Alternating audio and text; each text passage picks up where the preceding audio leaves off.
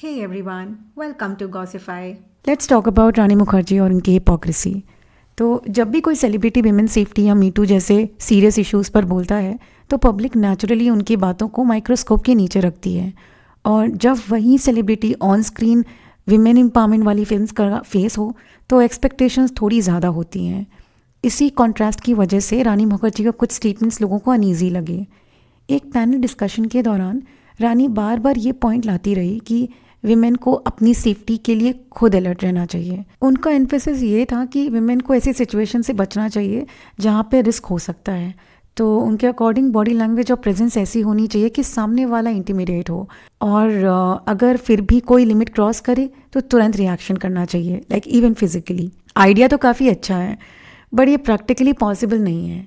Issue ये है कि ये बात एक ऑकवर्ड मूवमेंट में निकल गई, क्योंकि ये कोई रश्ड इंटरव्यू नहीं था। उन्हें अपना व्यू क्लियरली रखने के लिए पूरा टाइम मिला था, और फिर भी नैरेटिव रिपीट होता रहा कि सेफ्टी में रिस्पॉन्सिबिलिटी विमेन पर ही आती है। इस रिपीटिशन की वजह से लोगों को ये एक मिसअंडरस्टैंडिंग नहीं बल्कि एक ये बहुत ही प्रॉपरली डीपली हेल्ड बिलीफ जैसा लगा।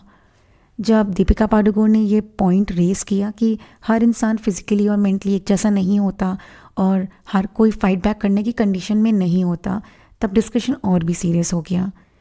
दीपिका ने क्लियरली कहा कि कई सिचुएशंस में लोग फ्रीज हो जाते हैं या पावर इम्बैलेंस इतना ज़्यादा होता है कि रेजिस्टेंस रियलिस्टिक नहीं होता, लेकिन फिर भी कन्वर्सेशन प्रेडेटर्स की तरफ शिफ्ट नहीं हुई।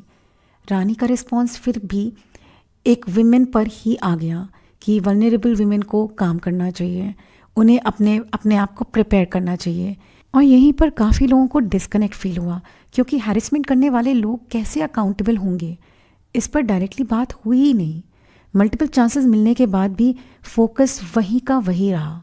सेल्फ डिफेंस को ऑलमोस्ट एक ऑल पर्पस सोल्यूशन के जैसे प्रोजेक्ट किया गया, जबकि रियलिटी ये है कि सेल्फ डिफेंस ट्रेनिंग के बाद भी कोई गारंटी नहीं होती। हर सिचुएशन का पैटर्न अलग होता है। कभी रिएक्शन का टाइम नहीं मिलता, कभी सराउंडिंग सपोर्ट नहीं करती, और कभी फियर बॉडी को कम्प्लीटली नम कर देता है। एक और मोमेंट जो काफ़ी ऑकवर्ड लगा वो तब था कि जब रानी ने अपने पर्सनल एग्जाम्पल दिया। उन्होंने कहा कि उनकी आवाज़ और पर्सनालिटी ही इतनी स्ट्रॉन्ग है कि जब लोग उनके पास आने से पहले ही हेजिटेट करते हैं। ये स्टेटमेंट थोड़ा सेल्फ एश्योर्ड से ज़्यादा सेल्फ कॉन्ग्रेचुलेटरी लगा, जैसे इनडायरेक्टली ये इम्प्लाई हो रहा है कि उनके साथ कुछ गलत इसीलिए नहीं होता क्योंकि वो स्ट्रॉन्ग हैं। यहीं से प्रिविलेज के एंगल क्लियरली दिखने लगता है। रानी एक पावरफुल फिल्म फैमिली का हिस्सा रही है। इंडस्ट्री कनेक्शंस, रिकग्निशंस और इन्फ्लुएंस के साथ उनकी जर्नी रही है, जो आउटसाइडर्स या लेस पावरफुल लोग फेस करते हैं। उनकी रियलिटीज़ का एक्सपीरियंस हर किसी को नहीं होता। पावर के साथ सिचुएशंस आउटकम भी चेंज हो जाती हैं। इस पैनल में सिर्फ दीपिका ही नहीं बल्कि आलिया भट्ट ने ये ओपनली कहा था कि हर विक्टिम से ये एक्सपेक्ट नहीं कर सकते कि वो रिस्पॉन्सिबिलिटी ले। हैरेसमेंट से वर्क स्पेस तक लिमिटेड नहीं होता, घर के अंदर, पब्लिक स्पेसेस में, और कभी कभी चिल्ड्रन के साथ भी होता है। तो ऐसे केसेस में रिस्पॉन्सिबिलिटी का लॉजिक ही कोलैप्स हो जाता है। आलिया अपना पूरा पॉइंट आर्टिकुलेट कर पाती उससे पहले ही मार्शल आर्ट्स और ट्रेनिंग जैसे कमेंट्स करने लगती है रानी डिस्कशन सुनने से ज़्यादा जस्टिफाई करने पर शिफ्ट होती हुई लग रही थी। और अनुष्का शर्मा ने भी ये हाईलाइट किया कि ऐसे स्टेटमेंट्स फिर से बर्डन वुमेन पर ही डाल देते हैं, जैसे प्रॉब्लम का सल्यूशन उनके पास उनके बिहेवियर में होता है। ओवरऑल इशू ये था कि ये कन्वर्सेशन वन साइडेड ही लग रही थी। लिसनिंग कम था, डिफेंडिंग ज़्यादा था। इसी वजह से ये एक राउंड टेबल काफ़ी लोगों के लिए डिसअपॉइंटिंग रहा, स्पेशली जब यंगर एक्ट्रेसेस ज़्यादा नुआंस्ड और ग्राउंड रियलिटी बेस्ड पॉइंट्स रख रही हैं।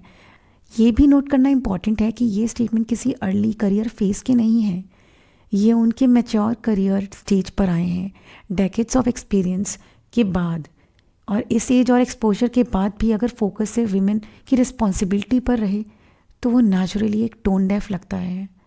आयरनिकली रानी के खुद का करियर एक्सपीरियंसेस दिखाता है कि हर सिचुएशन में स्टैंड लेना इजी नहीं होता।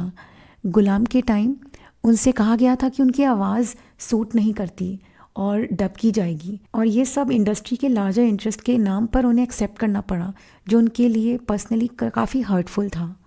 बाद में जब कुछ कुछ होता है कि टाइम पर करण जौहर ने उनकी ओरिजिनल वॉइस को सेलिब्रेट किया तो रानी इमोशनल हो गई थी। उन्होंने खुद कहा था कि उन्हें उनकी आवाज़ वापस मिल गई। ये एग्जाम्पल दिखता है कि पावर डायनेमिक्स के सामने खुद कॉन्फिडेंट लोग भी चुपचाप हो जाते हैं। और आज जो कॉन्फिडेंस के स्टेटमेंट्स में दिखाई दे रहा है वो सालों की सक्सेस और सिक्योर पोजीशन के बाद आया है।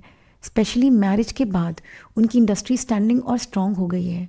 जब पावर इक्वेशन चेंज होती है तो वो वर्ल्ड व्यू भी शिफ्ट हो जाता है।